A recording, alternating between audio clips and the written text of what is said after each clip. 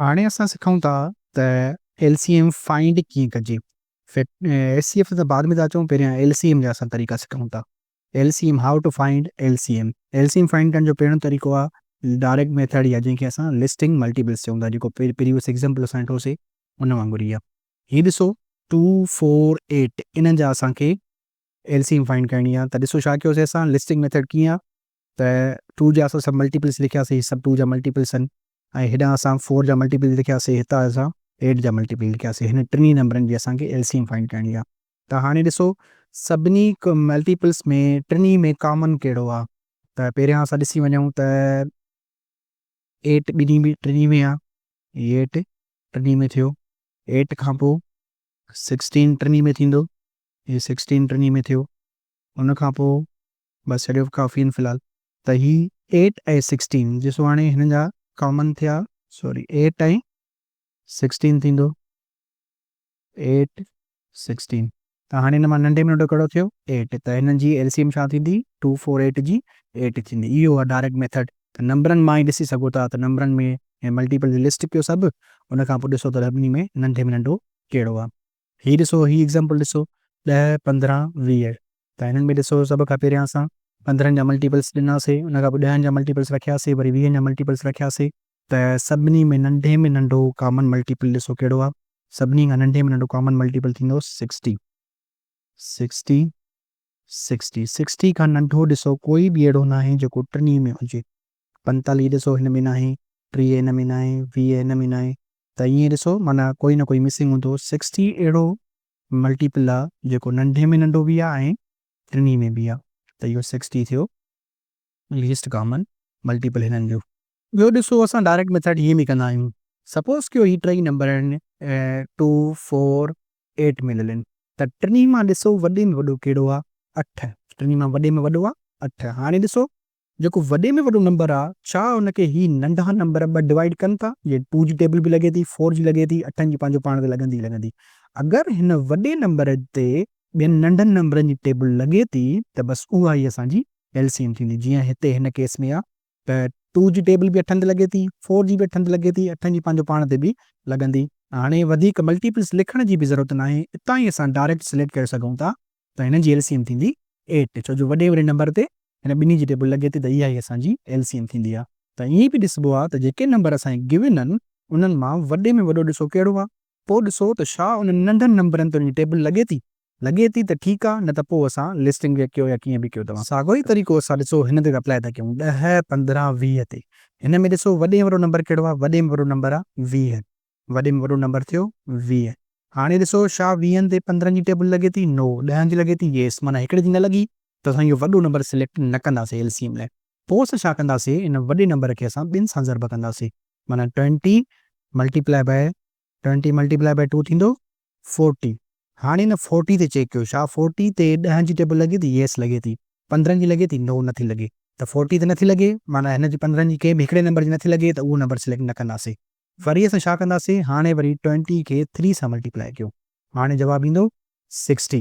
छा 60 ते 10 जी टेबल लॻे थी, येस लॻे थी। 15 जी लॻे थी, येस लॻे थी। 20 जी लॻे थी, येस लॻे थी।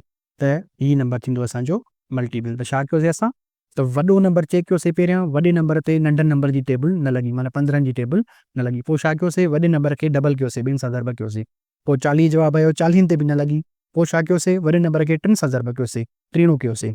पोइ जवाबु आयो 60। 60 ते हाणे ॾिठो त सभिनी टेबल लॻी, त पोइ इहो 60 असांजो थियो एलसीएम। त ईअं डायरेक्ट बि तव्हां एलसीएम फाइंड करे सघो था।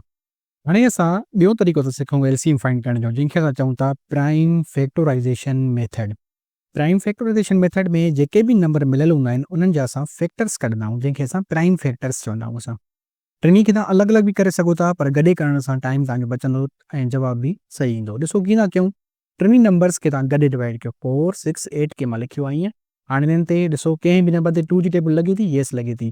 त 2 जी टेबल लॻायो, 4 ते लॻंदी 2 टाइम्स, 6 ते लॻंदी 3 टाइम्स, 8 ते लॻंदी 4 टाइम्स। हाणे ॾिसो वरी 2 जी टेबल कंहिं बि नंबर ते लॻे थी, येस लॻे थी। त वरी 2 जी टेबल लॻायो, 2 ते 1 टाइम, 3 ते नथी लॻे, जंहिं ते नथी लॻे उहो साॻियो नंबर लाहे रखंदासीं। चइनि ते 2 दफ़ा, वरी 2 जी लॻे थी, अञा हिकिड़ो नंबर आहे जंहिं ते लॻे थी। हिकु ते नथी लॻे, हिकु लाहे रखंदासीं। 3 ते नथी लॻे, 3 लाहे रखंदासीं। 2 ते लॻे थी हिकु दफ़ो। हाणे ॾिसो कंहिं बि नंबर ते 2 जी नथी लॻे त 2 खां पोइ 3 लॻाइबो आहे त 3 ॾिसो 3 लॻायोसीं, हिक ते नथी लॻे हिकु लाहे रखियोसीं, 3 ते हिकु दफ़ो हिक ते साॻियो ई लाहे रखियोसीं। हाणे आख़िर में 1 1 1 बचो त हिते असां प्रोसेस ख़तमु कंदासीं।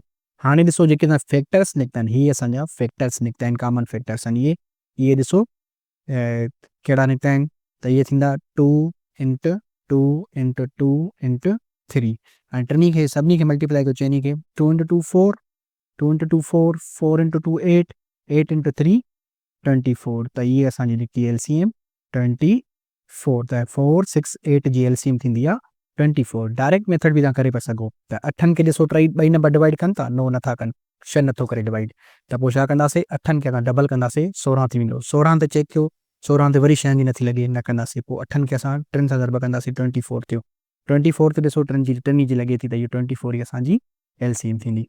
हाणे ॾिसो हिननि नंबर्स जी असां हिन एग्ज़ाम्पल ते कयूं था त 10 15 20 जी LCM था कढूं बाय प्राइम फैक्टराइज़ेशन मेथड। त सभ खां पहिरियां टिनी खे गॾु असां डिवाइड कंदासीं 10 15 ऐं 20, ॿिनि जी टेबल लॻे थी, येस लॻे थी ॿिनि ते, 10 ते बि लॻे थी 5 दफ़ा, 15 ते नथी लॻे त इहे 15 साॻिया रखंदासीं, 20 ते लॻे थी 10 दफ़ा, अञा ॿिनि जी लॻे थी 10 ते लॻे थी, जंहिं ते नथी लॻे उहो साॻियो नंबर लाहे रखंदासीं, 15 लाहे रखियोसीं, 10 ते लॻी 5 दफ़ा, ॿिनि खां पोइ 3 चेक कबो आहे, 3 जी लॻे थी 15 ते लॻे थी, 3 जी हणोसि, 5 ते नथी लॻे 5 लाहे रखंदासीं, 15 ते 5 दफ़ा, 5 ते नथी लॻे 5 लाहे रखंदासीं, हाणे बचो ई 50 त 5 ते हणो सभिनी जी, त हिन ते हिकु दफ़ो हिकु दफ़ो हिकु दफ़ो, त हीअ असांखे फैक्टर्स मिलिया, हीअ असांजे प्राइम फैक्टर्स आहिनि 2 इंटू 2 इंटू 3 इंटू 5।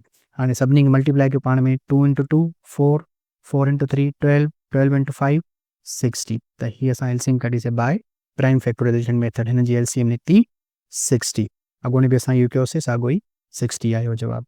त हीअ असां तरीक़ो सिखियोसीं बाय प्राइम फैक्टराइज़ेशन मेथड।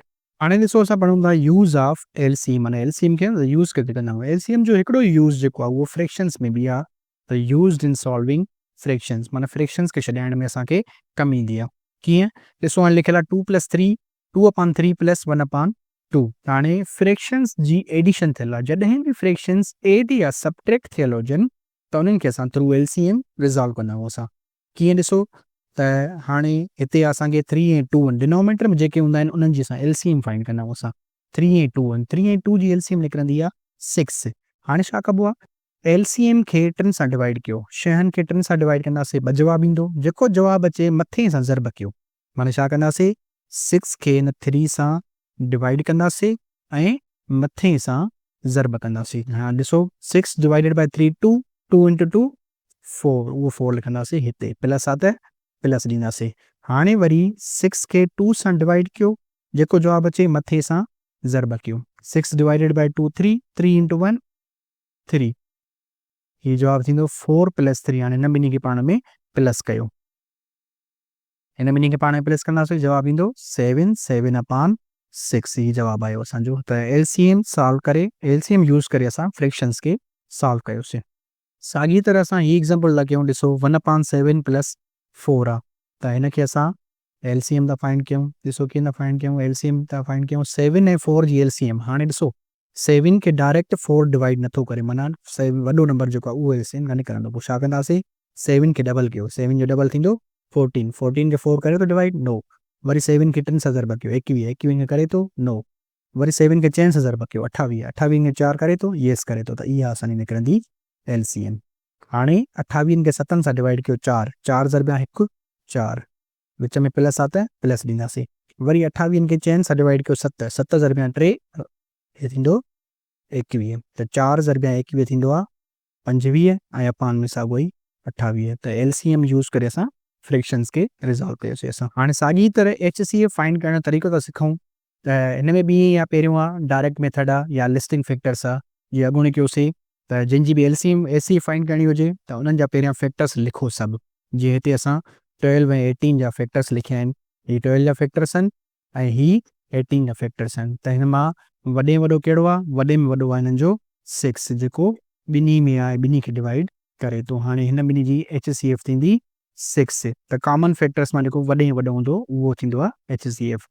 हीअ ॾिसो कयो आहे 8 ऐं 14, त पहिरियां 8 जा फैक्टर्स लिखिया आहिनि 1 2 4 8 वरी 14 जा लिखिया आहिनि 1 2 7 14 त हिन मां ॾिसो कॉमन आहे 2 ऐं 1 त वॾे में वॾो कहिड़ो थियो 2 त हिन ॿिन्ही जी LCM थी ACF थींदी 2 त कॉमन फैक्टर्स मां जेको वॾे में वॾो हुजे तव्हां डायरेक्ट बि ACF फाइंड करे सघो था नंबर्स जी जीअं ॾिसो हाणे जीअं 12 ऐं 18 लिखियलु आहे 12 ऐं 18 जी असांखे ACF फाइंड करणी आहे त ही फैक्टर्स लिखण वारो तरीक़ो बि थोरो ॾिघो हूंदो आहे जेको टेस्ट जे हिसाब सां असांखे टाइम कंज़्यूमिंग हूंदो आहे पोइ छा कंदा आहियूं असां त ॿिन्ही मां नंढो नंबर ॾिसो कहिड़ो आहे हाणे 12 ऐं 18 मां नंढो नंबर आहे 12 त हाणे 12 जो ॾिसो डायरेक्ट खोड़ो 18 ते लॻे थो अगरि लॻे थो त इहा ई असांजी ACF थींदी लॻे थो त हिते नथो लॻे त हिते असांजी ACF न थींदी मिसाली ॻाल्हि नंबर हुजे आहे 4 ऐं 8 4 ऐं 8 जी असांखे ACF फाइंड करणी हुजे आहे त नंढो नंबर कहिड़ो आहे